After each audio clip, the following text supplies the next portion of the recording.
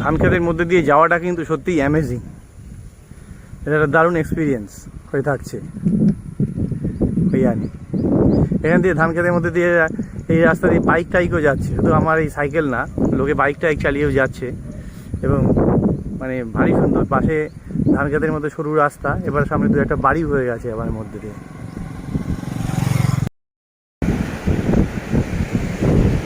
তো আজ এসেছি হইয়ানের বিচে। ওখানে দানাং থেকে হইয়ান কিন্তু ইন্টারন্যাশনাল ড্রাইভিং পারমিট ছাড়া স্কুটি কেউ রেন্ট দিচ্ছে না। আমি ভেবেছিলাম স্কুটি চালিয়ে আসবো, সেটা হলো না। আমাকে কিন্তু মানে স্কুটি ছাড়াই মানে গ্র্যাবে করে আসতে হলো দানাং থেকে হইয়ান। তাতে ভালোই হলো, কারণ আমার যে হোস্টেলটা আমি নিয়েছি, হোস্টেল থেকে আমি কিন্তু একটা ফ্রি সাইকেল পেয়ে গেলাম এবং সাইকেল চালিয়ে 3-4 কিলোমিটারের মধ্যেই হইয়ানে সব জায়গায় যাওয়া যায়। ফলে আমি হইয়ানে এখন সাইকেল করে করে ঘুরে বেড়াচ্ছি। এখন এসেছি হইয়ান বিচে, এরপরে জাপানিজ ব্রিজ এবং হইয়ানের বাকি স্পটগুলো যাবো। আর হইয়ান তো রাত্রিবেলাতে অসম্ভব সুন্দর এবং পিকচারেস হয়ে ওঠে, সুতরাং রাত্রিবেলা হইয়ান তো আছেই। সেই রয়েছি সি বিচে।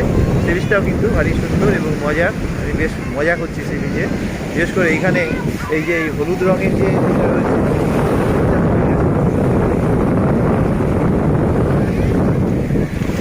হইয়ানে এলে হইয়ানে নাইট লাইফ তো আছেই, কিন্তু সি বিচটাও কিন্তু বেশ সুন্দর। আজ চলে এসেছি হইয়ানের এন বিচে। দানাং থেকে সকালে হইয়ান চলে এসেছি। এটা হচ্ছে হইয়ানের এন বিচ বাই ট্যাম এনবাং বিচ, এনবাং, এটার নাম হচ্ছে এনবাং বিচ হইয়ান। তো এই বিচে পৌঁছে গেছি, তো দেরি হয়ে গেছে আমার আসতে।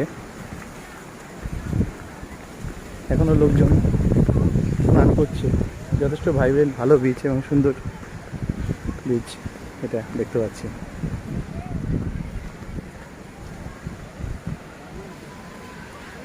একটা সাইকেল নিয়ে চলে এলাম এখানে।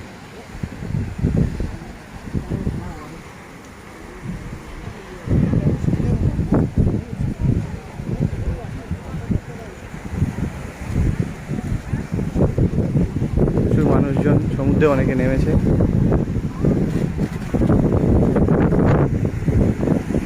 সমুদ্রে স্নান করছে। বেশ বিচ দানাংয়ের যে এখানে লোক কম নেই, কিন্তু সমুদ্র বেশ সুন্দর। হইয়ান দারুণ বিচ।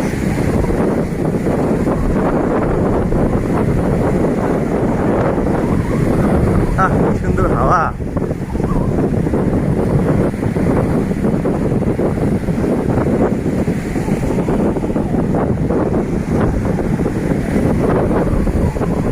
দারুণ লাগছে, ভাই সুন্দর বিচ হইয়ান ব্যাক বিচ। ইন্টারেস্টিং, বালিও সুন্দর, বিচটাও একটু অদ্ভুত সুন্দর। উপরে এবং নিচে দুই জায়গাতেই খাড়া যাচ্ছে।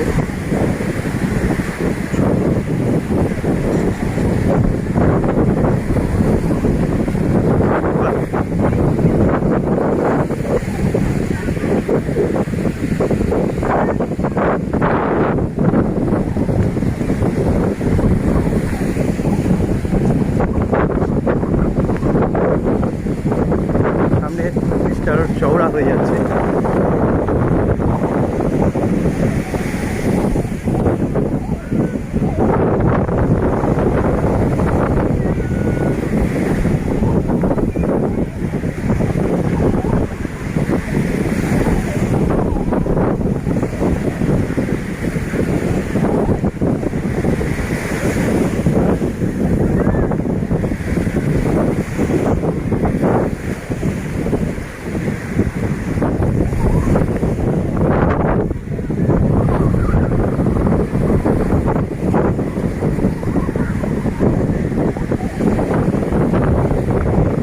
ও ও তো আজ চলে এসেছি হইয়ানের বিচে।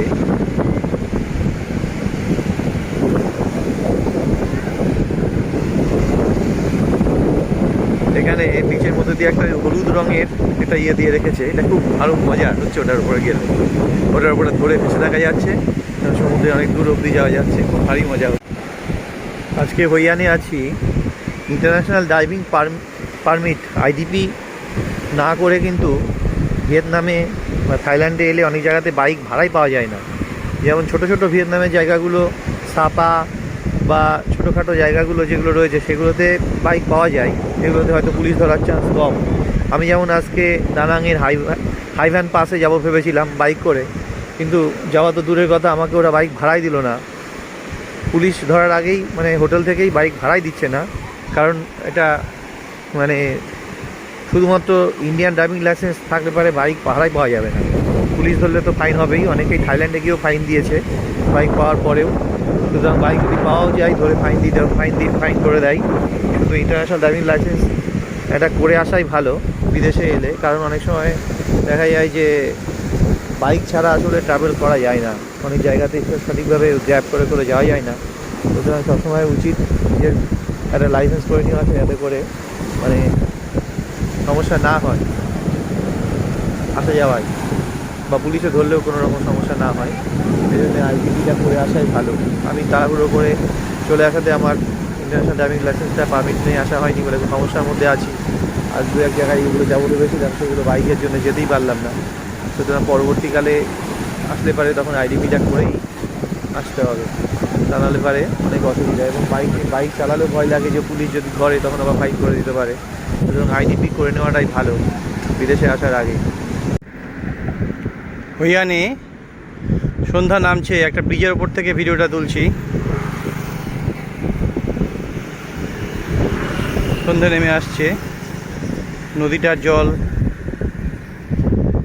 ছোট ছোট ঢেউ খেলে খেলে যাচ্ছে, উড়ে যাচ্ছে বেশ কিছু পাখি।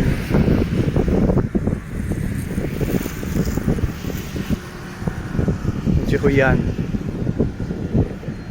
এই যে ব্রিজটা,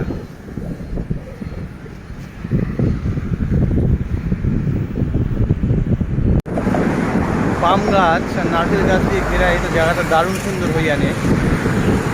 যেতে যেতে আবার থেমে পড়তে হলো।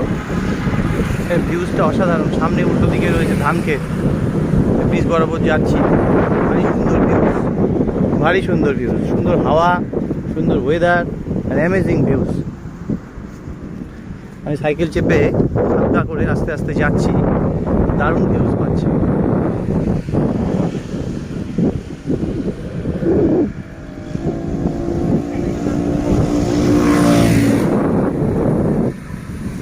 দারুণ সুন্দর ল্যান্ডস্কেপ।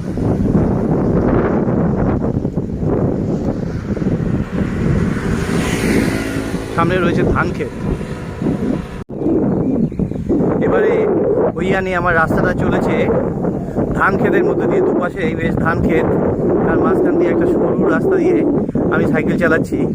মিজোরামে যেমন একটা সরু এরকম রাস্তা দিয়ে ট্রেক করেছিলাম, আজকে ঠিক সেরকম একটা জায়গা নিয়ে কিন্তু সাইকেল চালিয়ে যাচ্ছি। এটা একটা অ্যামেজিং এক্সপিরিয়েন্স। একটা ফরেন কান্ট্রিতে ধান ক্ষেতের মধ্যে দিয়ে সাইকেল চালিয়ে যাওয়া, এটা সত্যি অ্যামেজিং। তবে মেন সমস্যা হচ্ছে মাঝে মাঝে আমি বাঁ দিকে চলে যাই, এখানে তো আসলে ডান দিকে ড্রাইভ করতে হয়, সেটা এইমাত্র ভুল হয়ে যাচ্ছিলো। আগেও অনেকবার ভুল হয়েছে। তবে যেহেতু এখানে এটা কোনো ক্রাউডি রোড না, এটা একদম ধান ক্ষেতের মধ্যে দিয়ে রাস্তা, তেমন কোনো বড় অসুবিধা হয়নি।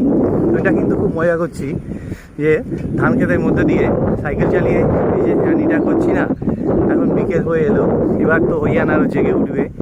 তো ভারী সুন্দর লাগলো। আমি যে সি বিচ থেকে বেশ মজা করে ফিরে এলাম, এখন যাচ্ছি হোমস্টের দিকে।